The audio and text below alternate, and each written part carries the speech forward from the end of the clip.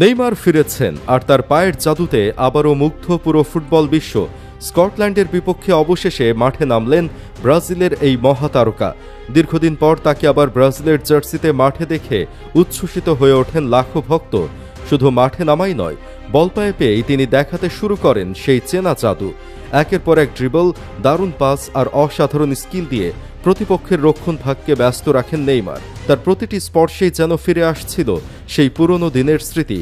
অনেকেই অপেক্ষা করছিলেন নেইমার কি আগের মতোই আছেন, আর মাঠের পারফরমেন্স দিয়েই তিনি উত্তর দিলেন, হ্যাঁ, নেইমার এখনও শেষ হয়ে যাননি।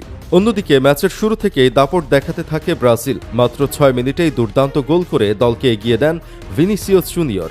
এরপর 25 মিনিটে হেড থেকে নিচের দ্বিতীয় গোল করে স্কটল্যান্ডের বিপক্ষে ব্যবধান আরও বাড়িয়ে দেন তিনি। দ্বিতীয়ার্ধেও থামেনি ব্রাজিলের আক্রমণ। ম্যাচের 59 মিনিটে ম্যাথিউস কুনহা আরেকটি গোল করে স্কোর লাইনকে আরও বড় করে তোলেন। সব মিলিয়ে এটি ছিল ব্রাজিলের এক দাপুটে পারফরমেন্স। নেইমারের প্রত্যাবর্তন, ভিনিসিয়াসের দুর্দান্ত গোল এবং পুরো দলের আক্রমণাত্মক ফুটবল যেন বিশ্ববাসীকে নতুন করে বার্তা দিল ব্রাজিল ফিরে এসেছে, আর তারা আবারও বিশ্বকাপের অন্যতম বড় দাবিদার। নেইমারের জাদু আর ব্রাজিলের এই দুর্দান্ত ফুটবল দেখে মুগ্ধ এখন পুরো ফুটবল বিশ্ব।